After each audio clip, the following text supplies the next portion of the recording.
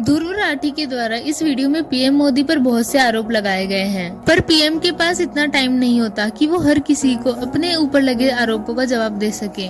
इसलिए आज इस वीडियो के माध्यम से राठी के द्वारा मोदी जी पर लगाए गए आरोपों का जवाब ढूंढने का प्रयास करेंगे। आखिर पता तो चले राठी के द्वारा लगाए गए आरोप कितने हद तक सही है। तो बिना टाइम जाया करे वीडियो स्टार्ट करते हैं। इनका कहना है कि मोदी के लोग हिंदू धर्म को तोड़ने मरोड़ने लग गए हैं अपने नफरत और एजेंडे को फैलाने के लिए। धर्म को ही तोड़ने मरोड़ने लग गए अपने नफरत खोर एजेंडा को फैलाने। हिंदू धर्म को मोदी जी तोड़ने मरोड़ने में नहीं लगे हैं, बल्कि कुछ ऐसे लोग जो धर्म को बदनाम करना चाहते हैं, और दूसरे बॉलीवुड वाले जिन्होंने न सिर्फ हिंदू धर्म को तोड़ा मरोड़ा है बल्कि कहीं का नहीं छोड़ा। मोदी जी तो बस हिंदू धर्म को जोड़ने का प्रयास कर रहे हैं। इनका कहना है कि इन्हें चाय बेचने वाले का बेटा कहना चाहिए, चाय बेचने वाला नहीं। चाय बेचने वाले का बेटा कहना चाहिए।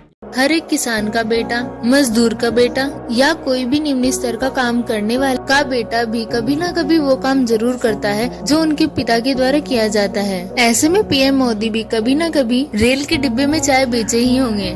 राठी जैसे लोगों को तो क्या ही पता रेल के डिब्बे में चाय बेचना क्या होता है, कैसा काम है चाय बेचना, वो भी रेल के डिब्बे में। और चलो चाय वाला नहीं, चाय वाले का बेटा ही मान लेते हैं। आपने ये तो सुना ही होगा कि किसान का बेटा बना कलेक्टर, गरीब परिवार की बेटी बनी आईएएस ऑफिसर। अगर किसान के बेटे का कलेक्टर बनना या गरीब परिवार की बेटी का आईएएस ऑफिसर बनना बड़ी बात है, तो चाय वाले का बेटा का पीएम बनना क्यों बड़ी बात नहीं है। ऐसा तो नहीं है कि सोने की चम्मच लेकर पैदा हुए हो और पैदा होते ही युवराज बन गए। इनका कहना है कि मोदी के लोगों ने राम की सूरत बदलनी शुरू कर दी, चरित्र ही बदल दी भगवान की। इनके लोगों ने राम की सूरत बदलनी शुरू कर दी। भगवान राम और हनुमान जी का रूप किसी के द्वारा बदला नहीं गया है, बल्कि ये दोनों रूप उन्हीं के हैं। भगवान राम का ये रूप उन लोगों के लिए है जो धर्म और न्याय के रास्ते पर हैं, और ये रूप उन लोगों के लिए है जो धूर्त, पापी, अधर्मी, देशद्रोही अथवा रावण जैसे लोग हैं। आज जो भी व्यक्ति देशद्रोही है, अधर्म फैलाने की कोशिश कर रहा है,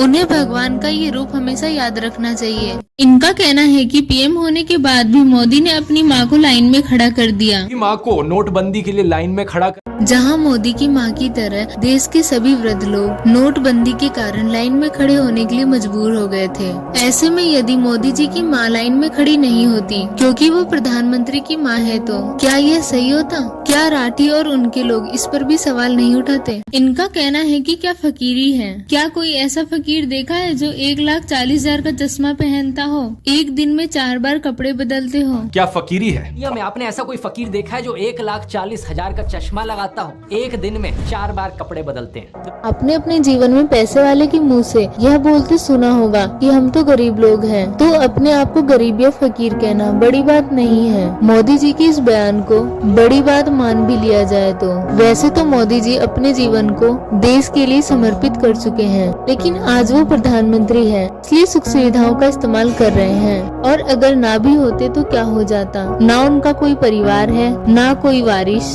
तो भला उनको किस बात की चिंता? इसमें उन्होंने क्या गलत बोला कि कोई मेरा क्या बिगाड़ लेगा? अरे हम तो फकीर आदमी हैं, झोला लेके चल पड़ेंगे। इसमें उनका तो क्या नुकसान होता? नुकसान तो हमारा होता, हमारे देश का होता, हिंदू और मुस्लिम बहन बेटियों का होता। और जो आज भारत को दुनिया के सामने पहचान मिली है वो नहीं मिला होता। इनका कहना है कि मोदी जी बचपन की फोटो में भी सूट पहन रखे हैं। मेरी तो बचपन में ऐसी कोई फोटो नहीं है जिसमें मैंने सूट पहना हो।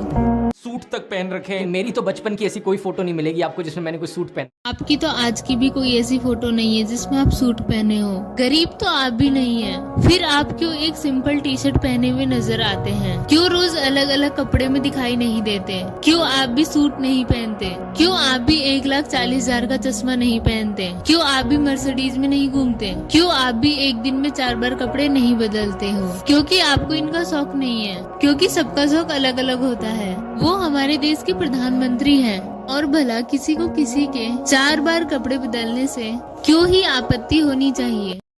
एक बड़े स्केल पर देश में लोगों का ब्रेन वॉश किया गया है। राठी के अनुसार हमारे देश में कई माफिया हैं जो जनता का ब्रेन वॉश कर रहे हैं। वो 4 डिपार्टमेंट में काम करते हैं। पहला डिपार्टमेंट लोगों में गर्व और अहंकार भरता है, आप महान हो क्योंकि आपने हिंदू धर्म में जन्म लिया है। दूसरा डिपार्टमेंट आपको एहसास दिलाता है विक्टिमाइजेशन का, ये सदियों हजारों सालों से हमारे पूर्वज विक्टिम रहे हैं। तीसरा डिपार्टमेंट आपके अंदर डर भरता है कि आपको खतरा है मुगलों से, और चौथा डिपार्टमेंट नरेंद्र मोदी को मसीहा बनाता है। चारों डिपार्टमेंट के बारे में अलग एक सेपरेट वीडियो में बात करेंगे। अभी चलते हैं राठी के अगले आरोप पर। इनका कहना है कि एक लाल बहादुर शास्त्री प्रधानमंत्री थे जिनके पास 2 धोती और 2 कुर्ता हुआ करता था। कुर्ता फटकर इस्तेमाल करने लायक न रहता तो उसे भी रुमाल बना लिया करते थे। तो उसे भी रुमाल बना लेते थे लाल बहादुर शास्त्री जी। आपने अपने घर में बड़ों के मुंह से सुना ही होगा कि पहले के लोग कुछ इसी तरह से कपड़े पहना करते थे। साल में बस एक जोड़ी कपड़ा मिलता था, वो भी पहले बड़ा भाई पहनता था। फिर छोटा भाई जब कपड़ा पहनने के लायक नहीं बचता था तो उसे पोछा बना दिया जाता था। लेकिन आज की जनरेशन में तो साल में 4 बार कपड़े खरीदे जाते हैं। एक कपड़ा यदि किसी शादी में पहन ले तो उसे वापस नहीं पहनते, और पोछे के लिए तो नए नए तरीके के मॉप आ चुके हैं। जब आज की जनरेशन इतनी बदल चुकी है तो क्या देश के प्रधानमंत्री 1962 को फॉलो करेंगे? राठी का बस चले तो ये तो भारत के सभी जनता को फटी हुई धोती पहनने के मजबूर कर दे। राठी अपनी बातों को बहुत ही तथ्यपूर्ण और सबूत के साथ पेश करते हैं, जिस कारण ही दर्शक इन पे बहुत जल्दी विश्वास कर लेते हैं। लेकिन अगर कोई ध्यान दे तो पता चलेगा कि ये तथ्य और सबूत के रूप में मोदी विरोधी के बयानों को दिखाते हैं। उदाहरण के लिए जब आप गूगल पे सर्च करते हैं पानी पीने के फायदे, तो गूगल आपको हजारों फायदे गिनवा देता है। लेकिन वहीं अगर आप पानी पीने के नुकसान सर्च करते हैं तो वो आपको 500 नुकसान भी दिखा देगा। पर राठी अपने वीडियो में बस नुकसानों को सबूत के रूप में दिखाते हैं, जिससे हमें लगता है कि जो ये बोल रहे हैं वो ही सच है।